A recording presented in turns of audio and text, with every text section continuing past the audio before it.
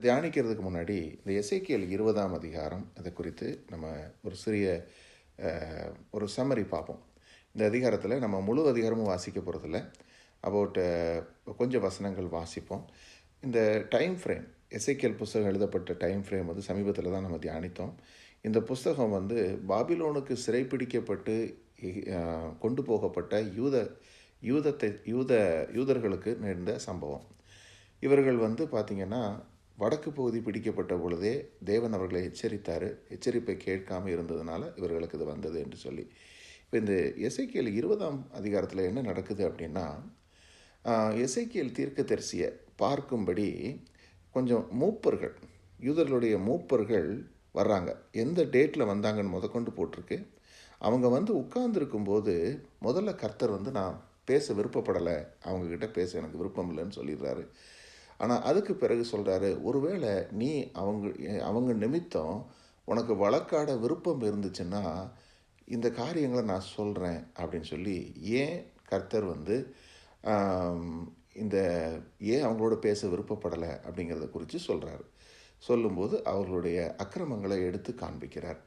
கர்த்தருடைய நீடிய பொறுமையையும் காண்பிக்கிறார். இறுதியாக அவர்கள் வந்து அவருடைய பரிசுத்த நாமத்தை கொலைச்சலாக்காமல் இருக்கும்படி அவங்கக்கிட்ட நீ சொல்லு அப்படின்னு சொல்லிட்டு சில 3 பிரதான பாவங்களை வந்து எடுத்து காண்பிக்கிறார். தொடர்ந்து அவங்க வழிவிலகலுக்கு உள்ளே போய் கொண்டிருக்கிற 3 காரியங்களை கர்த்தர் வந்து அவங்களுக்கு சொல்கிறார். இதில் வந்து பார்த்திங்கன்னா சில விஷயங்கள் நம்ம இது வரைக்கும் வாசித்திருக்க மாட்டோம். அந்த மாதிரி பழைய ஏற்பாட்டில் நடந்த காரியம் இங்கே சொல்லப்பட்டிருக்கு. நம்ம சேர்ந்து அதை நம்ம ஆராய்ந்து பார்க்கலாம். எசேக்கியேல் 20ஆம் அதிகாரம் முதல் வசனத்தில் இருந்து, 7ஆம் வருஷத்து 5ஆம் மாதம் 10ஆம் தேதியிலே இஸ்ரவேலின் மூப்பரில் சிலர் கர்த்தரிடத்தில் விசாரிக்கும்படி வந்து எனக்கு முன்பாக உட்கார்ந்தார்கள். அப்பொழுது கர்த்தருடைய வார்த்தை எனக்கு உண்டாகி, அவர், மனுபுத்திரனே, நீ இஸ்ரவேல் மூப்பரோடு பேசி அவர்களை நோக்கி, கர்த்தராகிய ஆண்டவர் உரைக்கிறது என்னவென்றால், நீங்கள் என்னிடத்தில் விசாரிக்க வந்தீர்களோ, நீங்கள் என்னிடத்தில் விசாரிக்க இடங்கொடேன் என்று என் ஜீவனை கொண்டு சொல்லுகிறேன் என்று கர்த்தராகிய ஆண்டவர் உரைக்கிறார் என்று சொல். மனுபுத்திரனே, நீ அவர்களுக்காக வழக்காடுவாயோ? வழக்காட மனதானால் நீ அவர்கள் பிதாக்களின் அருவருப்புகளை அவர்களுக்கு தெரிய காட்டி அவர்களை நோக்கி, கர்த்தராகிய ஆண்டவர் உரைக்கிறது என்னவென்றால், நான் இஸ்ரவேலை தெரிந்து கொண்ட நாளிலே யாக்கோபு வம்சத்து ஜனங்களுக்கு நான் ஆணையிட்டு எகிப்து தேசத்திலே என்னை அவர்களுக்கு தெரியப்படுத்தி, நான் உங்கள் தேவனாகிய கர்த்தர் என்று ஆணையிட்டேன். நான் அவர்களை எகிப்து தேசத்திலிருந்து அழைப்பேன் என்றும், அவர்களுக்காக நான் பார்த்து வைத்ததும் பாலும் தேனும் ஓடுகிறதுமான எல்லா தேசங்களின் சிங்காரமுமான தேசத்திலே அவர்களை கொண்டு வந்து விடுவேன் என்றும் அந்நாளிலே ஆணையிட்டு, உங்களில் அவரவர் தங்கள் கண்களால் நோக்கின அருவருப்புகளை தள்ளிவிட்டு எகிப்தின் நரகலான விக்கிரகங்களால் உங்களை தீட்டுப்படுத்தாதிருப்பீர்களாக. நான் உங்கள் தேவனாகிய கர்த்தர் என்று அவர்களோட சொன்னேன். அவர்களோ என் சொல்லை கேட்க மனதில்லாமல் எனக்கு விரோதமாய் இரண்டகம் பண்ணினார்கள். அவரவர் தங்கள் கண்களினால் நோக்கின அருவருப்புகளை தள்ளி போடாமலும் எகிப்தின் நரகலான விக்கிரகங்களை விடாமலும் இருந்தார்கள். ஆதலால் எகிப்து தேசத்தின் நடுவிலே என் கோபத்தை அவர்களிலே தீர்த்து கொள்ளும்படி என் உக்கிரத்தை அவர்கள் மேல் ஊற்றுவேன் என்றேன். ஆகிலும் நான் என்னை இவர்களுக்கு வெளிப்படுத்தி இவர்களுக்கு முன்பாக என் நாமம் பரிசுத்த குலைச்சல் ஆக்காதபடிக்கு இவர்களை எகிப்து தேசத்திலிருந்து புறப்பட பண்ணி என் நாமத்தின் நிமித்தம் கிருபை செய்தேன். சரி, இந்த 9 வசனங்களில் நம்ம இப்போ பார்த்தோம். முதல்ல மூப்பர்கள் வந்து எசேக்கியேலுக்கு முன்பாக உட்கார்ந்துருக்கிறாங்க. அவர் ஒரு தேவ மனுஷன், கர்த்தர்கிட்ட பேசி எங்களுக்கு விஷயத்தை சொல்லுங்கன்னு சொல்லி வெயிட் பண்ணுறாங்க. அப்போ கர்த்தருடைய சத்தத்தை கேட்கணுங்கிற ஆர்வம் இருக்குது அங்கே வந்திருக்கிற மூப்பர்களுக்கு. எப்போது சிறையிருப்புக்குள்ளே இருக்கும்போது வர்றாங்க. வந்து அவர்கிட்ட கேட்குறாங்க. அப்போ கர்த்தர் சொல்கிறாரு, இந்த மாதிரி காரியம் நான் அவங்களுக்கு உத்தரவு கொடுக்க நான் விரும்பலை அப்படின்னு சொல்லிட்டு அவங்களுடைய பிதாக்களின் அக்கிரமங்களை காண்பிக்கிறார். என்ன, ஆரம்ப நாட்களில் எகிப்தில் இருந்தாங்க இல்லையா, யோசித்து பாருங்களேன். ஒரு 300 வருஷம் அடிமைகளாக இருந்தாங்க எகிப்தில், அந்த பார்வோனுக்கு கீழே. அப்போது என்ன நடந்திருக்குது, எகிப்தியர்களுடைய பழக்க வழக்கங்களை இவங்க கற்றுக்கொண்டாங்க. இவங்க ஆபிரகாம், ஈசாக்கு, யாக்கோபின் சந்ததி. ஆனால் இந்த 300 ஆண்டுகள் எகிப்தில் இருந்ததுனால அவங்களுடைய பழக்க வழக்கங்களை கற்றுக்கொண்டு அருவருப்பான விஷயங்களை பார்ப்பது, கண்களின் இச்சை, கண்களால் பார்க்கக்கூடாத விஷயங்களை பார்க்கறது. அடுத்தது நரகலான விக்கிரகங்கள் என்று கர்த்தர் உரைப்பது என்னவென்று சொன்னால் விக்கிரக ஆராதனையாகிய பொருளாசை என்று அதை நம்ம புதிய ஏற்பாட்டில் வாசிக்கிறோம். ஸோ விக்கிரக ஆராதனை 2 வகைப்படுகிறது. ஒன்று விக்கிரகத்தை ஆராதிப்பது, இன்னொன்று வசதி, வாய்ப்பு, பணம் இவைகளை ஆராதித்து கொண்டிருக்கக்கூடிய ஒன்று. இவைகள் இந்த 2லேயும் அவங்க இருந்திருக்கிறாங்க. இப்படிப்பட்டவங்க கிட்ட வந்து கர்த்தர் சொல்கிறாரு, நீங்கள் இதை செய்யக்கூடாது, நான் உங்கள் தேவனாகிய கர்த்தர் என்று ஆணையிட்டு சொல்கிறாரு. உங்களை நான் ஒரு நல்ல தேசத்துக்கு அழைத்து கொண்டு போக போகிறேன், நான் உங்கள் தேவன், நீங்கள் எங்களுடைய ஜனங்கள் என்று சொல்கிறாரு. இதை சொன்ன பிறகு எகிப்திலிருந்து புறப்படுறதுக்கு முன்னாடியே கர்த்தர் அவங்கள நோக்கி பார்த்துருக்கிறாரு. நான் சொன்னபடி செய்வாங்களோ என்று. அவங்க செய்யலை. சொல்கிறாரு பாருங்க, நான் பார்த்தேன், ஆனால் 7ஆம் வசனத்தில் அவரவர் நோக்கின அருவருப்புகளை தள்ளிவிட்டு சொன்னேன், அவர்களோ என் 8ஆம் வசனத்தில் அவர்களோ என் சொல்லை கேட்க மனதில்லாமல் எனக்கு விரோதமாய் 2 அகம் பண்ணினார்கள் என்று சொல்கிறார். அவங்க எதுவுமே நான் சொன்னதை கேட்கலை. அப்போது கர்த்தர் முதல்ல என்ன தீர்மானம் பண்ணுறாரு, என்னுடைய உக்கிரத்தை அவர்கள் மேல் ஊற்றுவேன் என்று சொல்லி முதலாவது அவர் கோபப்படுகிறாரு. ஆனால் அந்த கோபத்தை தள்ளி விடுகிறாரு. என்ன சொல்கிறாரு, நான் என்னை இவர்களுக்கு வெளிப்படுத்தி இவர்களுக்கு முன்பாக என் நாமம் பரிசுத்த குலைச்சலாகாதபடிக்கு இவர்களை எகிப்து தேசத்திலிருந்து புறப்பட பண்ணி என் நாமத்தின் நிமித்தம் கிருபை செய்தேன். ஸோ தன்னுடைய நாமம் பரிசுத்தம் உள்ளது. அது யாருக்கு தரிப்பிக்கப்பட்டது? ஆபிரகாம், ஈசாக்கு, யாக்கோபு இவர்களின் தேவன் என்று சொல்கிறார் இல்லைங்களா. அப்போ அவர்களுடைய சந்ததியில் வந்த இவர்கள் கர்த்தருடைய ஜனங்கள். அப்போ கர்த்தருடைய நாமம் இவர்களுக்கு தரிப்பிக்கப்பட்டிருக்கிறது. இவர்கள் அக்கிரம வழியில் நடந்தால் கர்த்தருடைய நாமத்துக்கு என்ன உண்டாகும்? பரிசுத்த குலைச்சல் உண்டாகும். அதன் நிமித்தம் நான் கிருபை செய்தேன். இதனால் இவங்களை அழைத்து வருவது என்றும் இவங்களுக்கு என்னை பற்றி சொல்லி கொடுக்கணும் அப்படின்னு சொல்லி நான் முடிவு பண்ணேன்னு கர்த்தர் சொல்கிறார். பண்ணி அவங்களை அங்கேருந்து அழைத்து கொண்டு வந்தது நமக்கு தெரியும். சரி, அதுக்கு பிறகு பாருங்கள் 10ஆம் வசனத்திலிருந்து, ஆகையால் நான் அவர்களை எகிப்து தேசத்திலிருந்து புறப்பட பண்ணி அவர்களை வனாந்திரத்திலே அழைத்து வந்த என் கட்டளைகளை அவர்களுக்கு கொடுத்து என் நியாயங்களை அவர்களுக்கு தெரியப்படுத்தினேன். அவைகளின்படி செய்கிற மனுஷன் அவைகளால் பிழைப்பான். நான் தங்களை பரிசுத்தம் பண்ணுகிற கர்த்தர் என்று அவர்கள் அறியும்படிக்கு எனக்கும் அவர்களுக்கும் அடையாளமாக இருப்பதற்காக என் ஓய்வு நாட்களையும் அவர்களுக்கு கட்டளையிட்டேன். ஆனாலும் இஸ்ரவேல் வம்சத்தார் வனாந்திரத்திலே எனக்கு விரோதமாய் 2 அகம் பண்ணினார்கள். என் கட்டளைகளின்படியே மனுஷன் செய்தால் அவைகளில் பிழைப்பான். அவர்களோ அவைகளில் நடவாமல் என் நியாயங்களை வெறுத்து என் ஓய்வு நாட்களின் பரிசுத்தத்தை மிகவும் குலைத்து போட்டார்கள். ஆதலால் அவர்களை நிர்மூலமாக்கும்படி வனாந்திரத்திலே என் உக்கிரத்தை அவர்கள் மேல் ஊற்றுவேன் என்றேன். ஆகிலும் நான் இவர்களை புறப்பட பண்ணினதை கண்ட புறஜாதியாருடைய கண்களுக்கு முன்பாக என் நாமம் பரிசுத்த குலைச்சலாகாதபடிக்கு என் நாமத்தின் நிமித்தம் கிருபை செய்தேன். ஆனாலும் அவர்களுடைய இருதயம் அவருடைய நரகலான விக்கிரகங்களை பின்பற்றி அவர்கள் என் நியாயங்களை வெறுத்து என் கட்டளைகளில் நடவாமல் போய் என் ஓய்வு நாட்களை பரிசுத்த குலைச்சலாக்கினபடியால் நான் வாக்குத்தத்தம் பண்ணினதும் பாலும் தேனும் ஓடுகிறதும் எல்லா தேசங்களிலும் சிங்காரமுமாய் இருக்கிறதுமான தேசத்திலே அவர்களை கொண்டு வந்து விடுவதில்லை என்று வனாந்திரத்திலே ஆணையிட்டேன். ஆகிலும் அவர்களை அழிக்காதபடிக்கு என் கண் அவர்களை தப்பவிட்டது.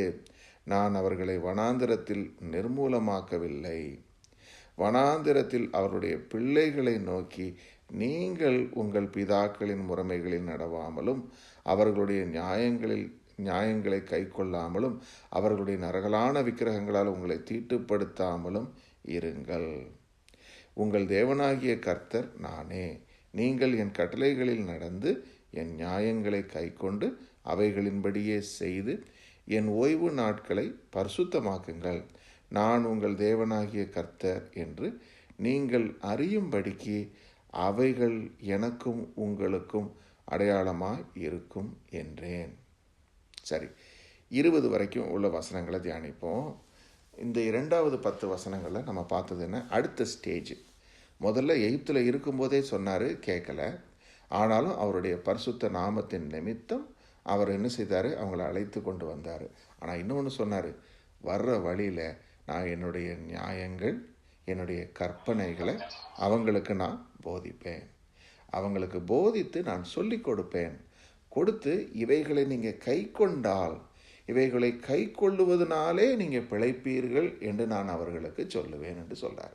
இப்போ மோசேக்கு கொடுக்கப்பட்ட நியாயப்பிரமாணத்தில் அந்த 10 கட்டளைகளை நம்ம பார்த்தோம் சொன்னால், முதல் 5 கட்டளை தேவனிடத்திலே அன்பு கூறுங்கள் என்கிற கட்டளை. இந்த கட்டளைகள் தான் நம்ம பார்க்குறோம். என்ன? உனக்கு தேவனாகிய கர்த்தர் நான் ஒருத்தர் தான் என்று சொல்கிறாரு. வேறு விக்கிரகங்களை ஆராதிக்கக்கூடாது என்று சொல்கிறாரு. ஓய்வு நாள் கட்டளையை கொடுக்குறாரு. அதே மாதிரி தகப்பனையும் தாயும் கனப்படுத்துவாயாக என்று சொல்கிறாரு. இவைகள் எல்லாமே அன்பின் கட்டளையாக இருக்குது. அடுத்த 5 கட்டளைகள் மாரல் லாவாக இருக்குது. அந்த மாரல் லாவில் தான் என்ன, இச்சியாதிருப்பாயாக என்ற கற்பனையும் உபச்சாரம் பண்ணாதிருப்பாயாக என்ற கட்டளையும் மற்ற 5 கட்டளைகளும் வருது. ஆனால் இந்த கட்டளைகள் எல்லாம் கொடுக்கும்போது சொன்ன வார்த்தை என்ன? நீ என்னிடத்திலே அன்பு கூர்ந்து என் கட்டளைகளை கைக்கொள். அன்பு கூறுதல் என்கிற ஒரு காரியத்தில் தான் இஸ்ரவேல் தொடர்ந்து சறுக்கலுக்குள்ளே போயிட்டாங்க. கண்ணால் காண முடியாத தேவனிடத்தில் அவர்களால் அன்பு கூற முடியவில்லை. தொடர்ந்து அவங்க வழி தப்பி போனாங்க. ஆனால் கர்த்தருடைய வசனங்களை அவர்களுக்கு நினைப்பூட்ட மோசே கூட இருந்தார், ஆரோன் இருந்தார். இவர்கள் தொடர்ந்து அவங்கள நினைப்பூட்டுவதற்காக ஓய்வு நாள் என்ற ஒன்றை கர்த்தர் அந்த நாளில் வைத்திருந்தார். இந்த ஓய்வு நாள் எதற்காக அவங்களுக்கு நினைப்பூட்டுதலாக இருக்குது தெரியுமா? அந்த ஓய்வு நாளில் ஒன்றா கூடி வருவாங்க, ஒரு சபையாக உட்கார்ந்து அந்த வேதத்தை தியானிப்பாங்க. நம்முடைய கர்த்தர் யார் என்று சொல்லி ஒருவருக்கு ஒருவர் நினைப்பூட்டி கொள்ளுவாங்க. கர்த்தருக்கு முன்பாக தாழ்மைப்படுவாங்க, உபவாசிப்பாங்க, பரிசுத்த நாளாக அதை ஆசரிப்பாங்க. இதையெல்லாம் செய்து நம்முடைய சொந்த விருப்பத்தின்படி நம்ம வாழ அல்ல, கர்த்தருக்கு பிள்ளைகளாக வாழ அழைக்கப்பட்டிருக்கோம்னு நினைப்பூட்டுவாங்க. ஆனால் அதையும் அவங்க ஃபாலோ பண்ணலைன்னு சொல்லி கர்த்தர் சொல்கிறார். வனாந்திரத்தில் தொடர்ந்து அவங்க என்னுடைய ஓய்வு நாட்களை பரிசுத்த குலைச்சல் ஆக்குனாங்க. அது மட்டும் இல்லை, அவங்க கண்களின் அருவருப்புகளை அங்கே வச்சும் நீக்கலை. அதே மாதிரி அவங்க தொடர்ந்து என்ன செய்தாங்க? நரகலான விக்கிரகங்களை பின்பற்றினாங்கன்றாரு. ஸோ இது எல்லாமே அங்கே நடந்திருக்குது. அப்போது நம்ம என்ன பார்க்கலான்னா, இந்த கண்களின் இச்சை, மாம்சத்தின் இச்சை, ஜீவனத்தின் பெருமை என்று சொல்லக்கூடிய 3 பாவங்களை கர்த்தர் சொல்கிறாரு. புதிய ஏற்பாட்டில் இந்த பாவங்கள் எல்லா பாவத்துக்கும் அடித்தளமாக இருக்குது. இது இஸ்ரவேலுக்குள்ளே தொடர்ந்து இருந்து அவங்கள வழிவிலக பண்ணினது என்பதை பார்க்குறோம். அதன் நிமித்தம் என்ன முடிவு பண்ணுறாரு கர்த்தர்? நான் அவங்களுக்கு பெஸ்ட்டாக கொடுக்கணும்னு வச்சுருந்த அந்த லேண்டுக்குள்ளே அவங்க என்ட்ரு பண்ண மாட்டாங்கன்னு சொல்லிட்டார். whatever I have promised, they are not going to secure itன்னு சொல்லிட்டார். அப்போது 2 விஷயம் பார்க்குறோம். ஒன்று, கர்த்தருடைய அன்பு தன்னுடைய பிள்ளைகள் மேலே, தன்னுடைய நாமத்தின் நிமித்தம் தன் பிள்ளைகளை அவர் வைராக்கியத்தில் நடத்தி அவங்கள சரியான பாதையில் கொண்டு போக வேண்டும் என்று விரும்புகிறாரு. அதற்கு ஆதாரமாக தன்னுடைய வசனங்களை கொடுக்குறாரு. அந்த வசனங்களுக்கு கீழ்ப்படியும்படியாக தொடர்ந்து வழி நடத்துகிறாரு. கீழ்ப்படியவில்லை என்று சொன்னால் இழப்பு யாருக்கு? பிள்ளைகளுக்கு தான். காரணம் என்ன? Best given by God cannot be secured by the children அப்படிங்கிறத. இப்போது அடுத்து இதோடு முடிந்து போகவில்லை. ஆனாலும் கூட அவங்களுக்கு இரக்கம் காண்பித்து அவங்கள அழிக்கலைன்றாரு. அவங்களுடைய சந்ததியாகி அந்த பிள்ளைகள் அவங்கக்கிட்ட நான் இதே சொன்னேன்னு சொல்கிறார். இது 3வது போர்ஷன். இதில் பாருங்கள், 20வது வசனத்திலிருந்து, என் ஓய்வு நாட்களை பரிசுத்தமாக்குங்கள், நான் உங்கள் தேவனாகிய கர்த்தர் என்று நீங்கள் அறியும்படிக்கு அவைகள் உங்களுக்கும் எனக்கும் அடையாளமாக இருக்கும் என்றேன். ஆனாலும் பிள்ளைகளும் எனக்கு விரோதமாய் எழும்பினார்கள். இது எங்கே நடந்தது தெரியுமா? வாக்களிக்கப்பட்ட தேசத்துக்குள்ளே ஜாஷுவா மூலமாக என்ட்ரு பண்ணிட்டாங்க. வந்து அவங்களுக்கு பெரிய தேசத்தை கர்த்தர் கொடுத்தாரு. அப்போது ஒரு காங்கிரிகேஷனாக அவங்க அந்த இஸ்ரவேலின் 12 கோத்திரங்களும் அழகாக இடத்தை பிடிச்சி உட்காந்துட்டாங்க. உட்கார்ந்த பிறகு ஜாஷுவாவுடைய காலத்தில் அவங்க கர்த்தரோடு ஒன்றாக இருந்தாங்க. பின்பு வழி விலக தொடங்கினாங்க. அதான் சொல்கிறாரு பாருங்க. அந்த பிள்ளைகளும் எனக்கு விரோதமாக எழும்புனாங்க. என் கட்டளைகளின்படியே மனுஷன் செய்தால் பிழைப்பான்னு நான் சொன்னனேன். ஆனால் அவைகளின்படி அவங்க நடக்கலை. ஓய்வு நாட்களை பரிசுத்த குலைச்சலாக்கிட்டாங்க. அதனால் வனாந்திரத்தில் என் கோபத்தை அவர்களை தீர்த்து கொள்ளும்படி என் உக்கிரத்தை அவர்கள் மேல் ஊற்றுவேன் என்றேன். ஆனாலும் என் கையை திருப்பி நான் இவருடைய புறப்பட பண்ணினதை கண்ட புறஜாதியார் கண்களுக்கு முன்பாக என் நாமம் பரிசுத்த குலைச்சல் ஆக்காதபடிக்கு என் நாமத்தின் நிமித்தம் கிருபை செய்தேன். ஆனாலும் அவர்கள் என் நியாயங்களின்படி செய்யாமல் என் கட்டளைகளை வெறுத்து என் ஓய்வு நாட்களை பரிசுத்த குலைச்சலாக்கினபடினாலும் அவருடைய கண்கள் அவர்கள் பிதாக்களின் நரகலான விக்கிரகங்கள் மேல் நோக்கமாய் இருந்தபடியினாலும் நான் அவர்களை புறஜாதிகளுக்குள்ளே சிதறடித்து அவர்களை தேசங்களிலே தூற்றி போடுகிறதற்கு வனாந்திரத்திலே ஆணையிட்டேன். ஆகையால் நன்மைக்கு ஏதுவல்லாத கட்டளைகளும் ஜீவனுக்கு ஏதுவல்லாத நியாயங்களும் நான் அவர்களுக்கு கொடுத்தேன். சரி, பிள்ளைகளும் என்ன செய்கிறாங்க? தங்களுடைய பிதாக்களுடைய சோர வழியில் நடந்து அவர்களும் கர்த்தரை விட்டு தொடர்ந்து வழி விலகி நடக்கிற ஒரு காரியம். ஸோ இதை நம்ம வாசிக்கும்போது நமக்கு என்ன புரிந்து கொள்ள முடியுதுன்னு சொன்னால், மனிதனுடைய இருதயம் தொடர்ந்து அது என்ன செய்யுது? உலகத்தில் உள்ளவைகளின் மீது அன்பு கூறுகிறது. அப்போ நம்ம புதிய ஏற்பாட்டில் வாசிக்கிறது என்ன? நம்ம உலகத்தின் மீது அன்பு கூர்ந்தால் தேவனிடத்தில் நமக்கு அன்பு இல்லை என்று சொல்லி பார்க்கிறோம். அப்போது இந்த உலகத்திலிருந்து உண்டானவைகள் என்ன? கண்களின் இச்சை, மாம்சத்தின் இச்சை, ஜீவனத்தின் பெருவை. இது தேவனிடத்திலிருந்து வந்தது கிடையாது என்று வசனத்தில் தெளிவாக வாசிக்கிறோம். ஆனால் இது என்ன செய்யுது? நம்மை ஒவ்வொரு முறையும் வழி விலக பண்ணுது. அப்போது அவங்களுக்கு காண்பித்து கொடுத்த இந்த 3 காரியம் இருக்கு இல்லையா? 1, பார்வையிலே பரிசுத்தம். நான் எல்லாவற்றையும் பார்ப்பதற்கு என்னுடைய கண்களை பார்க்க முடியும் என்னால். ஆனால் அப்படி பார்த்தால் not everything is worthy to be watched. இப்போ கண்களின் பரிசுத்தத்தை காத்து கொள்வதற்கு நம்ம பிரயாசப்பட வேண்டும். ஏன்னா இன்றைக்கி most of the defilement are coming through vision, இல்லைங்களா? Because we all have a cellphone. முன்னாடி டிவி ஒரு இடத்துல இருக்கும், இப்போ செல்ஃபோனாக கையில் வைத்திருக்கிறதுனால அடிக்கடி நம்ம எடுத்து பார்க்குறோம். அப்படி பார்க்கும்போது நிறைய காரியங்களை நம்ம பார்ப்போம். அப்படி பார்வையில் தீங்கான ஒன்றை கண்டால் நம்ம நம்மை கரைப்படுத்தி கொள்ளக்கூடாது. 1. 2வது என்ன? விக்கிரக ஆராதனையான பொருளாசை. ஸோ வேர்ல்டு முழுக்க இன்றைக்கி மணி அண்ட் ஃபேம் அதை குறித்த அந்த ரேஸ் அதிகமாக இருக்குது. இது முன்பும் இருந்தது தான். ஆனால் இப்போ பார்த்திங்கன்னா ரொம்ப அதிகமாக ஆகியிருக்கிறத பார்க்குறோம். People wanted to be very wealthy, very filthy rich, and they wanted to be successful in the eyes of the world. உலகத்தின் பார்வையில் நான் ஒரு பெரியவன் என்று என்னை காட்டிக்கொள்ளணும் என்கிற ஒரு ரேஸும் ரொம்ப அதிகமாக இருக்குது. இதுவும் நம்மை பாவத்துக்குள்ளே தள்ளக்கூடிய ஒரு காரியமாக இருக்குது. So God does not want us to follow the patterns of the world. உலகம் முழுக்க ஒரு பாதையில் போகும்போது கர்த்தருடைய பிள்ளைகள் வேறு பாதையில் இடுக்கமான வாசல் வழியாக நுழையுங்கள் என்று சொல்லியிருக்காரு இல்லையா? அது மாதிரி நீங்களும் நானும் மற்றவர்கள் பொருளாசையில் நடக்கும்போது, மற்றவர்கள் வழி விலகி தாறுமாறான பாதையில் நடக்கும்போது கர்த்தருடைய வழி எதுவோ அதை ஆராய்ந்து ஆவியானவரிடத்தில் கேட்டு நம்ம நடக்கிறவர்களாக இருந்தால் நம்ம என்ன செய்ய மாட்டோம்? நம்ம இடறி போவது இல்லை. மற்றவர்கள் ஆரம்பிப்பது அவருடைய பார்வைக்கு நலமாக இருக்கும், ஆனால் வரக்கூடிய அழிவு அவர்களுக்கு தெரியாது. ஆனால் வேதம் நமக்கு அதை தெளிவாக எச்சரிக்குது. அந்த பாதை அழிவுக்கு கொண்டு போகக்கூடிய பாதை என்று சொல்லி. இறுதியாக இந்த பரிசுத்த குலைச்சல் ஆக்கக்கூடிய 3வது காரியம் என்ன? தேவனுடைய பரிசுத்த நாட்களை அவங்க முறையாக அனுசரிக்கவில்லை என்று சொல்கிறார். இப்போது ஓய்வு நாள் கட்டளைங்கிறது பழைய ஏற்பாட்டில் இருந்தது. அந்த ஓய்வு நாளில் தான் ஒன்றா கூடி வருவாங்க. அந்த நாளில் நன்மை செய்யுங்கன்னு கர்த்தர் சொல்லும்போது பார்த்திங்கன்னா தேவனை ஆராதிப்பது, தேவனுடைய சபையிலே கூடுவது, ஏழை எளியவர்களுக்கு நன்மை செய்வது என்பதாக. இப்போது நமக்கு இந்த இந்த கட்டளையை நம்ம எப்படி ஆசரிக்கிறது? இப்போ நம்ம வந்து ஒரு ஆசாரியனாக தெரிந்து கொண்டார் கர்த்தர். அப்போது ஒரு ஆசாரியன் என்கிறவன் தொடர்ந்து தேவனோடு தொடர்பில் இருக்கக்கூடிய ஒரு மனிதன். ஓய்வு நாளில் மட்டும் தேவனை சந்திக்கிறவன் அல்ல. Everyday a priest must abide in the lord god, இல்லைங்களா? அப்போது நீங்களும் நானும் ஆண்டவராகிய இயேசு கிறிஸ்துவோடு we have to be abiding in every day's life. நான் எந்த இடத்துக்கு போனாலும் கர்த்தரோடு கூட நடக்கிறவனாக இருக்கும் பொழுது அவரோடு தொடர்ந்து நான் தொடர்பில் இருப்பேன். அப்போது நான் என்ன செய்ய மாட்டேன்? அவருடைய நாமத்தை பரிசுத்த குலைச்சலாக்க மாட்டேன் என்பது. அடுத்தது, நமக்கு கிடைக்கக்கூடிய டே ஆஃப் ரெஸ்ட், ஓய்வு நாள் இருக்குது. Saturday Sunday 2 days are available. அந்த நாளில் என்னால் இயன்ற நன்மைகளை செய்வது. ஒருவேளை இந்த வீட்டு சபையாக கூடுவதற்கு கர்த்தர் கொடுத்துருந்தாருன்னா அதை செய்வது மிகவும் நன்றாக இருக்கும். ஏன்னா வீட்டு கூடுகை நம்ம சேர்ந்து வரும் பொழுது ஒருவரை ஒருவர் விசாரிக்க முடியுது.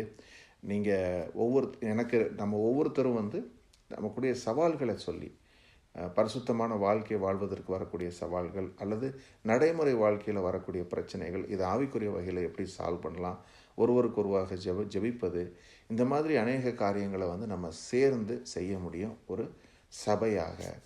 இதைத்தான் வந்து ஆண்டவர் விரும்புகிறார். இதை தொடர்ந்து செய்யும்போது தான் என்ன செய்ய முடியுது? நம்மளால் கர்த்தருக்குள்ளே நிலைத்திருக்க முடியுது. ஆமென்.